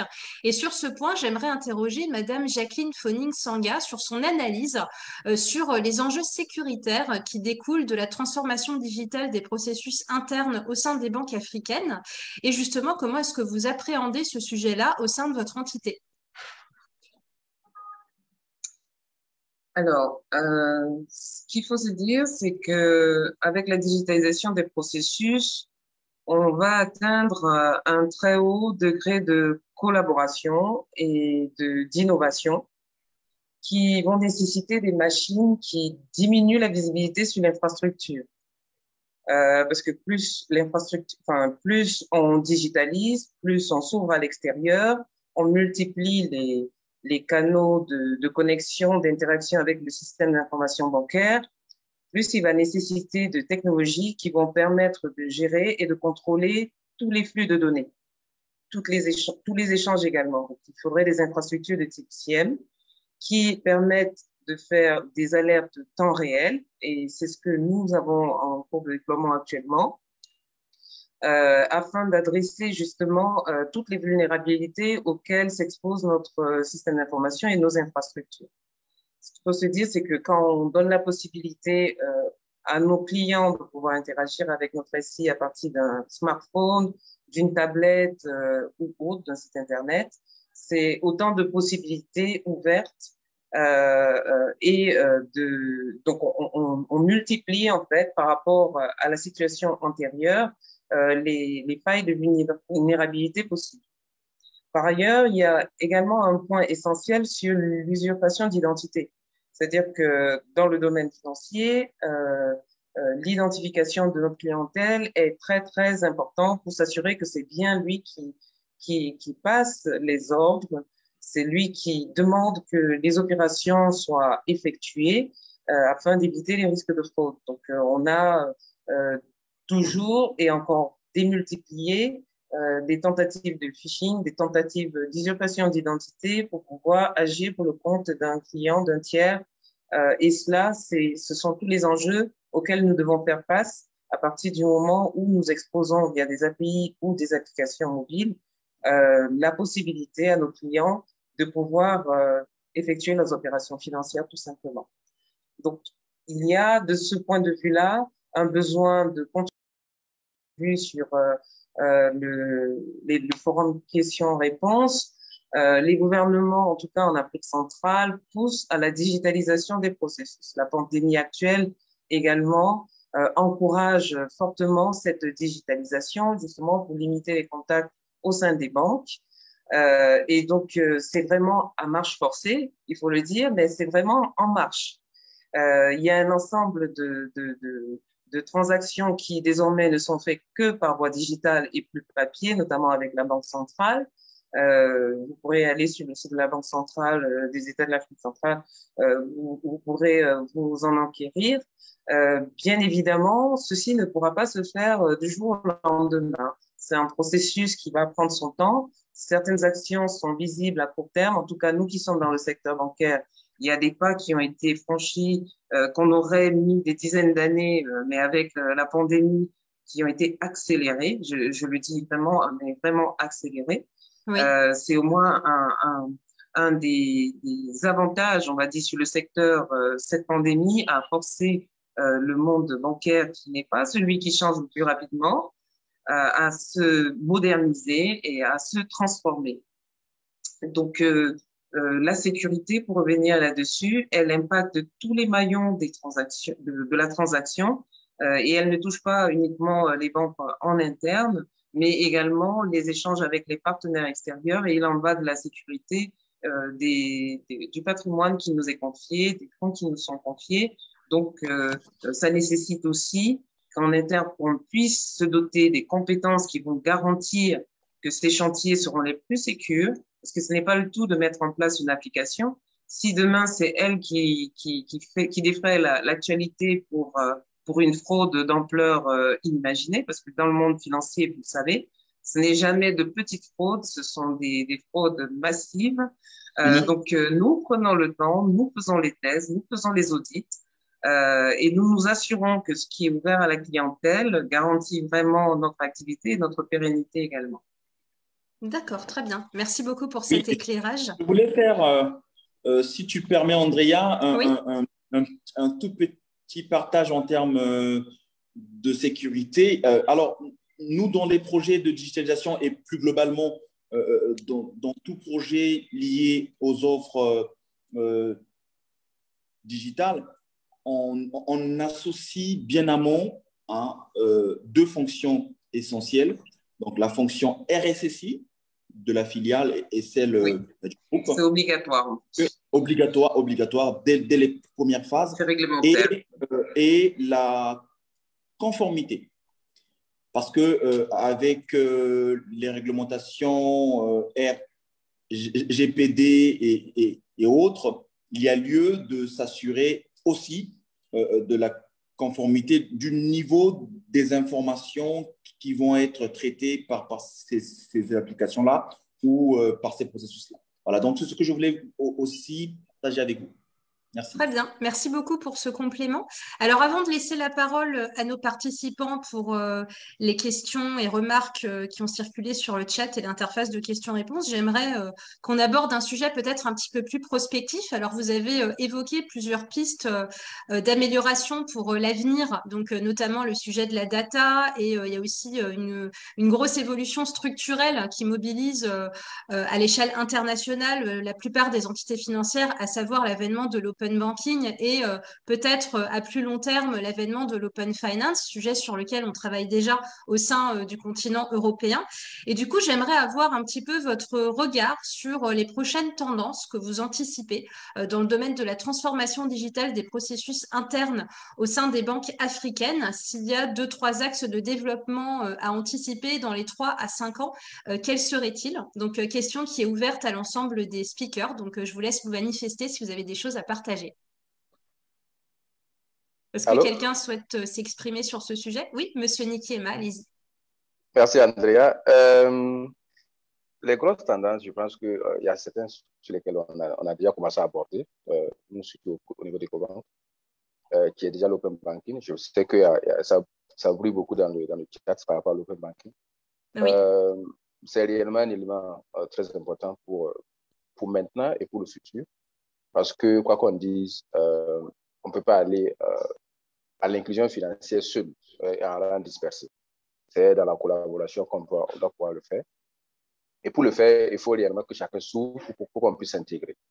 Et l'open banking, au niveau de EcoBank, réellement, si vous regardez, on a déjà notre corporate API qui est là, qui est déjà publié, qui permet réellement aujourd'hui, à travers nos 33 pays, nos 33 filiales qu'on a aujourd'hui, de faciliter les partenariats avec les fintechs, les partenariats avec les gouvernements, les partenariats avec les grosses entreprises, les multinationales, qui aujourd'hui peuvent se connecter avec EcoBank aujourd'hui pour leurs différentes transactions.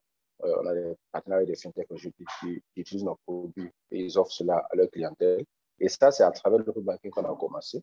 On a des partenariats qu'on a fait avec d'autres partenaires internationaux, comme, je ne sais pas si je peux citer les noms, mais comme Alibaba et ainsi de suite, qui, quand ils vont entrer en Afrique, ont réellement besoin de partenaires réels pour permettre de faire tout ce qui est transaction, parce que ce sont de gros acteurs qui vont venir. Et s'ils ne trouvent rien sur place, ils vont réellement créer pour eux, et ça crée réellement de la concurrence que peut-être on ne pourra pas supporter. Donc, c'est réellement cette préparation-là au niveau du l'open banking et s'assurer qu'on est prêt à travailler ensemble avec tous les acteurs nécessaires, que ce soit les petits comme les fintechs qui n'ont pas forcément réellement les moyens réellement de mettre tout ce qu'on a fait comme investissement, tout ce qu'on a mis en place pour les clients, et aussi tout type de partenaires comme les microfinances et ainsi de suite, qui ont besoin aussi d'avoir accès à ces outils-là. Mais peut-être qu'ils n'ont pas forcément accès, mais à travers l'open banking, ils pourront réellement avoir accès à cela. Et aussi, il y a le cloud. C'est sûr que de plus en plus, on va amener nos éléments vers le cloud, parce que c'est un élément qui va contribuer beaucoup à faciliter un peu tout ce qu'on a fait faire.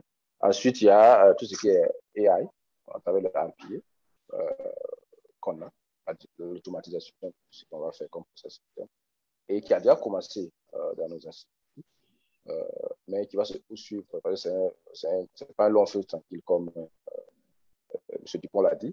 C'est réellement quelque chose c'est tout un processus qu'on est en train de suivre et qui est très difficile parce qu'il y a plusieurs acteurs qui jouent. Et il y a aussi la data, voilà, dont on en parle, et on a déjà mis tout ce qui est big data, tout ce qui est analytics qu'on a mis à travers les traitements qu'on fait et aussi les publications qu'on fait sur Power BI, qui permettent réellement de prendre des décisions très ciblées, très responsables par rapport à tout ce qu'on a fait. Donc, c'est un peu ce que j'avais à dire par rapport à ça. Je sais qu'il y a d'autres contributions. Merci. Merci, Monsieur Nikiema. Est-ce que quelqu'un d'autre souhaite s'exprimer sur le sujet un peu plus prospectif des prochaines tendances à anticiper? Alors, moi, je veux bien intervenir là, à ce moment-là. Oui. Donc on évoquait le cloud, justement, tout de suite, M. Nikiema l'a évoqué. Et je voudrais l'inviter à venir me voir parce que nous sommes déjà sur le cloud. Aujourd'hui, il y a la problématique du cloud sur le continent. Ça rappelle le point que j'évoquais sur l'infrastructure et aussi le réglementaire. Il va falloir que les réglementations de chaque région nous autorisent à pouvoir mettre ou non les solutions sur le cloud. Et je pense que le pas le plus important va se faire à ce niveau-là. C'est plus sur la réglementation qu'on va devoir travailler, parce qu'aujourd'hui, le continent est prêt pour de telles évolutions, sauf sur l'infrastructure et le réglementaire. Voilà. Très bien, merci beaucoup. Est-ce que quelqu'un souhaite ajouter quelque chose? Oui, Jacqueline, je vous en prie.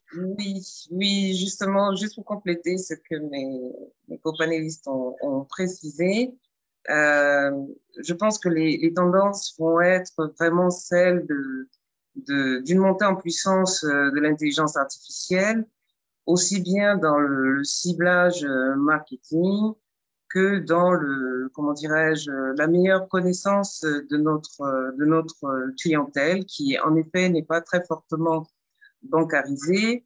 On a plusieurs difficultés au niveau de l'identification. On a des économies qui sont majoritairement portées par le secteur informel. Et qui dit informel dit une absence de chiffres un peu pour essayer de catégoriser. Donc, c'est quasiment beaucoup d'éléments qui ne sont pas en cohérence avec le fonctionnement de la banque traditionnelle. Donc, pour combler en tout cas les retards de la banque traditionnelle au regard de toutes les innovations qu'on voit apparaître, l'analyse prédictive va beaucoup aider. Oui. Et je pense que ça va être l'un des enjeux majeurs, de pouvoir déterminer au regard de cette population qui, certes, n'est pas bancarisée, mais qui est un très grand potentiel, qu'est-ce qui va être porteur, et ça passera forcément par le digital, parce que comme on l'a également vu, on a un taux de pénétration Internet qui est l'un des plus forts du monde aussi, qui est un peu en contradiction, enfin, aussi en termes de smartphone, ce qui fait que on a une population qui n'a peut-être pas de compte bancaire, mais qui est très fort consommateur de produits financiers par un autre moyen. Donc, la banque va se réinventer et va devoir utiliser donc, les nouvelles technologies, les nouveaux procédés, et l'intelligence artificielle, le big data, ce sont pour moi les majeurs de demain. D'accord, très bien. Merci beaucoup pour ce complément. Alors, je crois que tout le monde s'est exprimé sur ce sujet des tendances, sauf vous, Monsieur Ebouilly. Est-ce que vous avez quelque chose à partager sur les axes de développement à anticiper sur les prochaines années? Alors, de façon très synthétique et très rapide, hein, la big data et surtout le besoin d'immédiateté des clients contribue inexorablement à aller vers la digitalisation, notamment pour des produits bancaires de pointe, pour des clientèles de type corporate. Nous pensons à des offres de type de cash pooling qui pourraient donc faciliter du fait de cette big data, consolider en un seul point pour le client l'ensemble des actifs qu'il peut avoir pour piloter sa trésorerie. On a donc des offres effectivement de cash management, d'asset management, de leasing et aussi de factoring. Donc, tout un ensemble d'offres qui pourraient donc effectivement pouvoir être digitalisées pour offrir à nos clients une forme, on va dire, de réponse immédiate, de traitement immédiat, mais aussi d'utilisation. Ok. Voilà. Très bien, merci beaucoup pour ce complément. Alors, merci à tous pour vos interventions. Je vous propose maintenant de passer aux questions des participants. Et donc, je vais tout d'abord me pencher sur l'interface de questions-réponses en vous précisant que j'ai d'ores et déjà supprimé certaines questions que nous avons déjà adressées pendant le débat, notamment les questions sur la réglementation, le rôle des pouvoirs publics. Et du coup, je vous propose de commencer par une première question. Donc, vous vous manifestez si vous souhaitez y répondre. Pensez-vous que les solutions actuelles, technologies et services, sont en adéquation avec les spécificités des besoins et contraintes des banques en Afrique? Est-ce que l'un de vous souhaite s'exprimer sur cette question?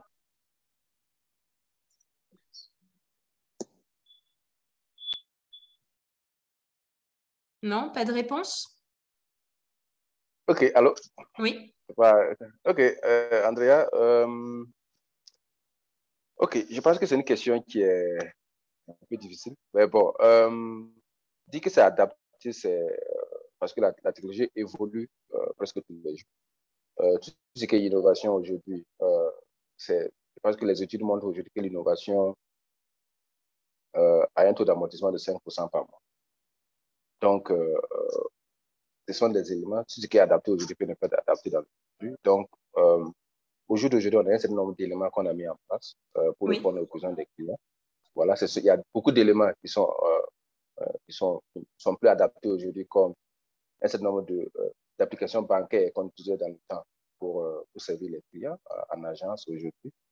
Mais avec le temps qui évolue, on a réellement besoin d'avoir d'autres types de systèmes adaptés au mode de vie des clients aujourd'hui, comme tout ce qui est adapté au mobile banking, ce qui est adapté au social media, au WhatsApp banking, et qui permettent aujourd'hui, au partenariat, comme pas d'open banking, on ne peut plus utiliser forcément le core banking qu'on utilisait avant, l'application bancaire qu'on utilisait il y a 50 ans, ou il y a 30 ans, ou il y a 10 ans pour faire de l'open banking. C'est apporter d'autres éléments additionnels pour permettre aujourd'hui de faire l'open banking. Et cet open banking permettra aujourd'hui des partenariats plus aisés, que ce soit des partenariats en matière de fintech, ou des partenariats même de agency banking, parce que c'est un élément très important aujourd'hui dans l'inclusion financière. Ça permet aujourd'hui à la banque de faire des partenariats avec des petits acteurs, parce qu'aujourd'hui, les telcos et autres acteurs de mobile money nous ont montré un peu cette légèreté ou bien cette facilité d'offrir des services financiers à moins de coûts et aussi de façon légère, parce qu'aujourd'hui, avec un téléphone, on peut faire du cash in et cash out. Et avec tous ces éléments-là, il faudrait maintenant des solutions. Aujourd'hui, on a des solutions qui sont adaptées à cela, mais il y a d'autres solutions qui sont réellement dépassées, sur lesquelles on travaille tous les jours, à travers la transformation qu'on est en train de faire, pour adapter ces solutions-là aux besoins de la digitalisation et aux besoins des clients. Merci. Merci beaucoup pour votre réponse. Alors, je vous propose de prendre une autre question, toujours sur l'interface de questions-réponses, cette fois sur le sujet des talents professionnels dans le domaine du digital. Quelle est votre analyse sur le développement de compétences et de talents en Afrique pour soutenir les efforts de transformation digitale dans les banques? Est-ce que l'un de vous a une observation à faire sur ce sujet?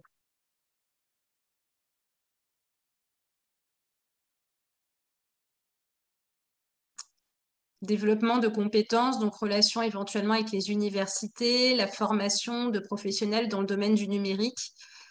Non, personne ne souhaite s'exprimer? Oui, allez-y, Jacqueline. Alors, ce que je pense, c'est qu'en effet, il faudrait beaucoup plus de coopération avec les instituts de formation, avec les universités, parce que, pour venir sur la question précédente, l'offre en Afrique, elle est en cours de définition. C'est-à-dire que nous avons des produits et services qu'on ne trouve qu'en Afrique, qui répondent justement à tout, au culturel, aux pratiques, qui sont adaptés en fait aux Africains et qui ne sont pas déclinables ailleurs. Des solutions qui ont fait leur preuve en Inde ne marcheront pas nécessairement en Afrique, par exemple, même si ce sont des pays qu'on pourrait comparer sur d'autres plans. Donc oui, il y a un réel besoin d'identifier les talents et comme je le disais sur le point RH et formation, de pouvoir, comment dirais-je, travailler ensemble à la définition des besoins en formation et surtout en ressources pour accompagner la croissance de notre secteur. Aujourd'hui, on constate quand même que les formations ne sont pas alignées avec les enjeux du digital. Ça, c'est un fait clair. En tout cas, en Afrique, il est très clair. Les nouveaux diplômés, aussi talentueux qu'ils sont, quand ils arrivent parfois dans le secteur financier, surtout, enfin, je parle notamment d'informaticiens, doivent apprendre de bout en bout qu'est-ce qu'on attend d'eux, par exemple. Ils ont du mal à s'approprier les enjeux réels du monde de la finance. C'est aussi lié à cette éducation financière qui n'est qui n'est pas vraiment développé dans les curricula également. Donc, il y a un besoin en formation. Néanmoins, il y a des talents qu'on arrive à dénicher, qu'on arrive à former et qui produisent de très belles choses. Tout ne vient pas nécessairement de l'étranger. En local, on a beaucoup de compétences et qui ne demandent qu'à être détectées. Bien sûr, il y a la phase de formation, compréhension, mais beaucoup montent très rapidement, de manière assez surprenante d'ailleurs, en compétences sur les problématiques du secteur. Et c'est quelque chose qu'on doit encourager encore plus, à un plus haut niveau d'ailleurs, en développant justement une coopération directe avec les directions des études, des universités ou bien des grandes écoles de formation.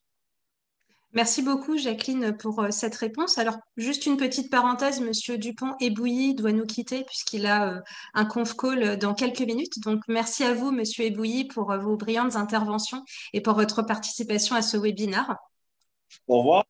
Merci, au revoir. Bonne journée. Au revoir. Au revoir. Mais nous allons néanmoins pouvoir continuer cette phase d'échange avec les participants. Donc, je vous propose tout de suite, merci Jacqueline pour votre éclairage sur le sujet des compétences, également un sujet très intéressant et très en lien avec justement la thématique de la digitalisation. Et j'aimerais maintenant qu'on passe à un autre sujet puisque vous avez beaucoup évoqué la thématique de la data et on a justement une question en lien avec ce sujet précis. Quelle place est donnée à la sécurité de l'information dans ce processus de digitalisation bancaire, étant donné la grande prolifération des attaques dans le numérique et la mise en place de nouveaux règlements dans le monde en rapport avec la protection des données personnelles. Et donc, la personne fait référence au célèbre RGPD qui a été adopté le 25 mai 2018 au sein du continent européen. Est-ce que vous souhaitez vous exprimer sur ce sujet? Je vous laisse vous manifester si vous avez des choses à dire.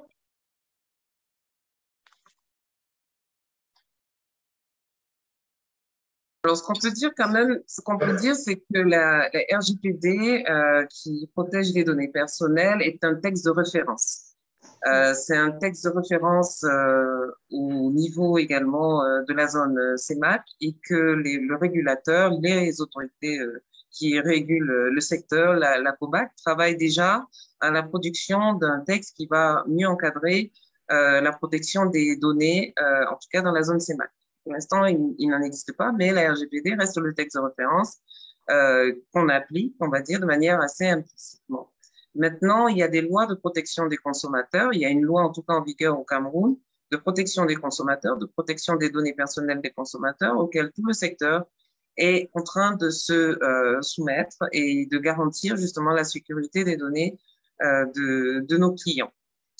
C'est cette loi qui empêche le partage de données clients du secteur financier avec sur des bases de marketing public qu'on peut retrouver un peu partout, ne serait-ce que dans les campagnes comment on appelle, de ciblage marketing, oui, dont on pourrait être victime peu ou prou. En tout cas, les banques n'y contribuent pas. Elles ont l'obligation et l'interdiction de le faire. Maintenant, tout est dans la sécurité des applications justement qui sont proposées et comme on l'a si bien dit, il y a des entités de référence qui garantissent, en tout cas au niveau de grands groupes, qui travaillent avec ces instances-là.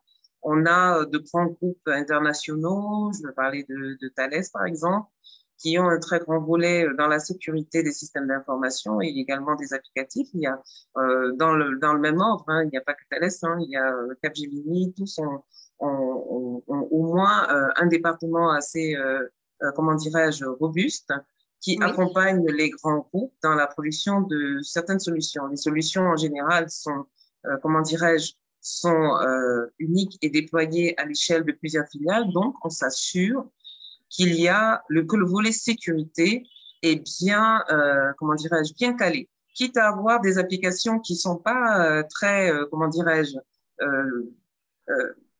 avant-gardistes, mais au moins que on n'offre pas la porte à des hackers de pouvoir se saisir d'informations confidentielles. Vous allez voir apparaître, notamment sur les transactions financières, le 3D Secure qui a évolué encore récemment. Donc, l'activité vraiment en matière de sécurité, j'ai envie de dire, on s'adapte encore plus rapidement que nos processus internes ne le font. à partir du moment qu'on a des solutions digitales qui sont ouvertes au grand public et qui sont donc vulnérables et testées, hackées en permanence. D'accord, merci beaucoup Jacqueline pour ces éléments de réponse. Alors Achille, vous avez levé la main, j'imagine que vous souhaitez vous exprimer sur ce sujet. Oui, je souhaitais simplement insister sur le fait qu'aujourd'hui, nous proposons des solutions justement intégrant cette réglementation. Le RGPD est quelque chose qui est intégré chez nous dans nos solutions, ce qui veut dire que nos solutions, nos données sont cryptées. Hein, on a des données qui sont cryptées dès le départ. On a des stress tests qui sont faits constamment. On a des tests d'intrusion qui sont faits de telle sorte à sécuriser l'ensemble des données qui vont transacter dans les différentes solutions. On opère de façon régulière la mise en place et la vérification des différentes alertes qui existent dans la solution. Et on utilise également de la reconnaissance faciale sur le mobile. Donc, petit à petit, comme vous pouvez le voir, on essaie d'équiper l'ensemble, les éditeurs essaient de s'armer du point de vue de la sécurité. Bien sûr, on ne peut pas dire que tout est parfait, parce que forcément, il y aura des nouveaux types d'intrusions qui vont arriver, mais nous travaillons sur cela et c'est quelque chose qui n'est pas mis de côté. D'accord, très bien. Oui, il est vrai qu'on a pu observer, notamment dans la verticale moyen de paiement, que les fraudeurs suivent les innovations. Donc, il faut à chaque fois redoubler de créativité et de vigilance pour sophistiquer encore plus les systèmes de sécurité. Merci Achille pour ce complément. Alors, je vous propose d'aborder maintenant un autre sujet dont on a peu parlé finalement, mais qui a toute sa place, à mon sens, dans une thématique liée à la transformation digitale. C'est le sujet des fintech. Donc, ce qui ressort en fait de la question de la personne, c'est finalement le fait que la plupart des banques occidentales investissent dans des fintech ou les rachètent. C'est notamment effectivement le cas en France où on a beaucoup de fintech qui sont rachetés par des acteurs bancaires de renom. Et donc la question est pourquoi les banques africaines ne font pas la même chose? Donc peut-être en élargissant un petit peu la question, finalement, qu'en est-il de vos relations avec les acteurs du type fintech? Est-ce que vous pensez que les fintech vont avoir un vrai rôle à jouer demain dans cette poursuite des travaux sur la transformation digitale? Qui souhaite répondre sur ce sujet? Oui. Monsieur Nikiema, allez-y. Voilà, merci. Je pense que c'est un élément qui est déjà pris en compte. Au niveau de l'école, il y a un programme dédié au fintech qu'on appelle le Fintech Challenge, qui se fait chaque année.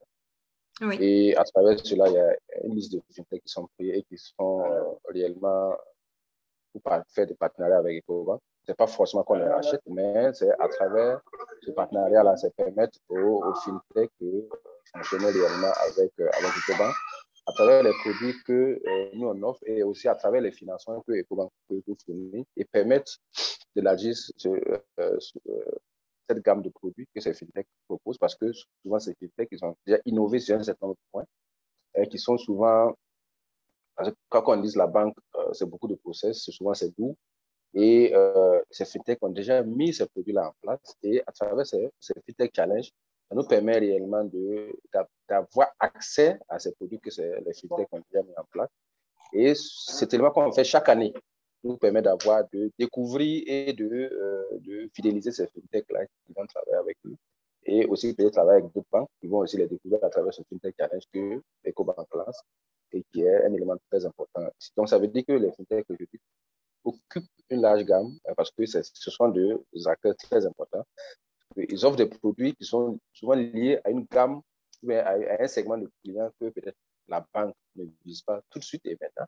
Mais réellement, ça, à travers ces éléments-là, ça permet d'aller en partenariat et d'offrir des produits à ce segment de clients. Merci. Merci, Monsieur Nikiema, pour cette réponse. Alors, on a deux questions sur le sujet de la conformité qui me semblent tout à fait pertinentes. Donc, première question, comment vous envisagez la digitalisation des fonctions de contrôle, inspection, contrôle permanent, audit? Et ensuite, de nouveaux risques émergeront sûrement avec cette digitalisation des processus. Quelles seront les mesures à mettre en œuvre pour éviter ces risques, notamment pour la fonction conformité? Donc, transformation digitale et fonction conformité, est-ce que l'un de vous souhaite prendre la parole sur ce sujet?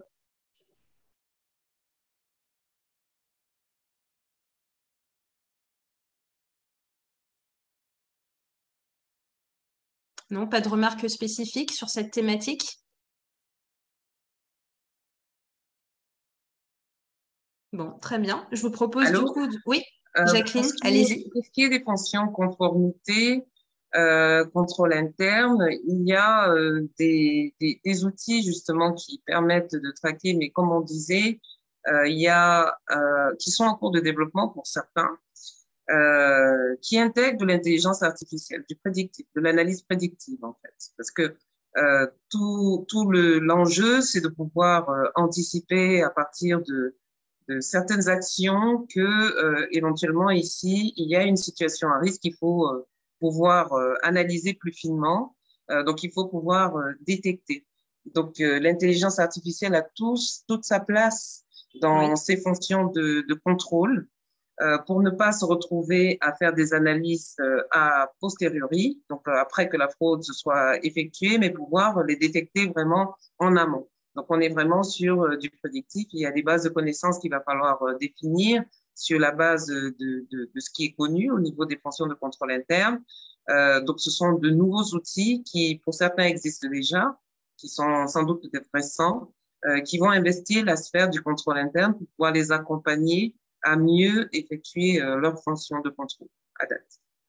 D'accord. Merci beaucoup, Jacqueline, pour cette réponse. Et comme on arrive à la fin du webinaire, je vous propose de terminer avec une question en lien avec une thématique que nous avons abordée, à savoir le sujet des technologies émergentes. Et donc, la question porte sur le sujet de la blockchain et plus spécifiquement, à quel stade d'avancement sommes-nous par rapport à l'intégration des technologies comme la blockchain dans les systèmes de paiement? Est-ce que l'un de vous souhaite s'exprimer sur ce sujet? On a beaucoup parlé de l'intelligence artificielle. Est-ce que sur la blockchain, vous avez des éléments, des témoignages à partager sur la façon dont c'est appréhendé par vos entités?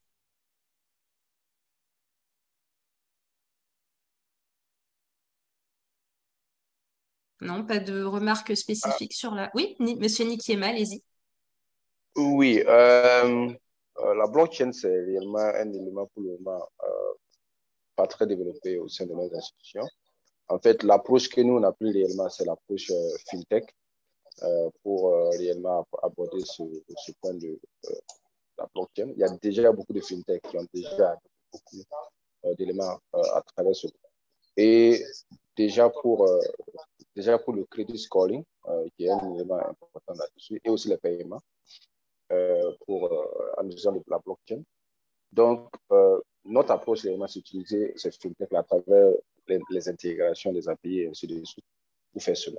Mais pour le moment, en interne, ce n'est pas forcément un élément sur lequel on a avancé, mais c'est à travers les partenariats qu'on a avec les FinTech, à travers le FinTech Challenge que j'ai évoqué dans le passé, qu'on utilise cette technologie-là pour intégrer avec ce qu'on a comme activité bancaire au jour le jour et aussi les produits digitaux qu'on offre à la clientèle. Donc, c'est ce que je pourrais dire à travers la blockchain. Mais c'est un élément très important parce que ça nous permet aujourd'hui d'avoir réellement l'intégrité de tout ce qui permet l'intégrité, d'éviter un peu les fraudes et aussi les plaintes des clients à travers ce point. Merci. Merci, Monsieur Nikiema. Est-ce que l'un de vous souhaite également apporter des compléments sur le sujet de la blockchain, dont on a peu parlé finalement?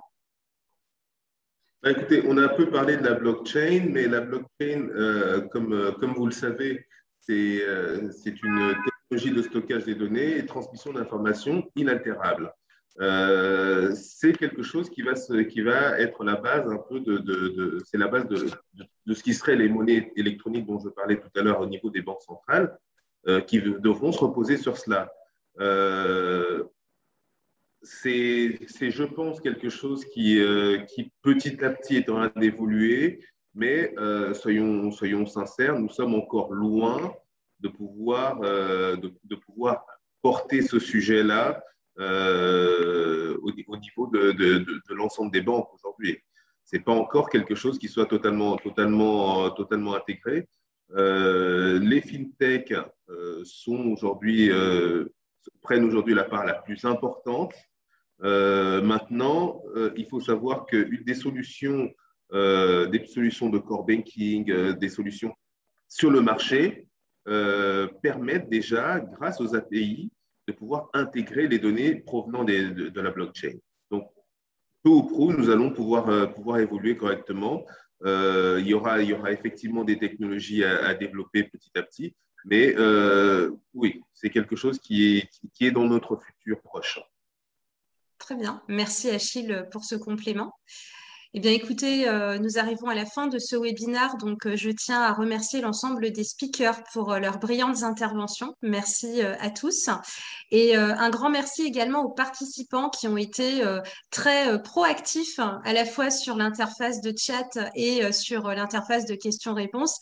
Et bien évidemment, toutes mes excuses, nous n'avons malheureusement pas eu le temps de traiter toutes les questions et toutes les remarques qui ont circulé. Hein. Vous le savez, nous sommes pris par un timing assez précis. Mais en tout cas, merci à tous d'avoir répondu présent pendant ce webinaire. Donc, je vous souhaite à tous une excellente journée et je cède tout de suite la parole à Khadija pour le mot de conclusion. Merci Andrea pour ta brillante modération et ta fidèle modération. Je remercie nos chers panélistes pour ce moment d'échange et d'interaction qui fut très très riche. Et je remercie également l'ensemble des participants de nous avoir suivis depuis le début de la webconférence et d'avoir posé plusieurs questions qui ont enrichi le débat. Je vous donne rendez-vous pour la 3e édition de notre série en partenariat avec Capital Banking Solutions le 14 octobre prochain autour de l'interopérabilité entre les banques et les télécoms. Et voilà, et d'ici là, je vous dis à très bientôt. Au revoir. Merci beaucoup à tous. À très bientôt. Au revoir. Merci à tous et très bonne fin de journée. Au revoir et à très bientôt. Au revoir.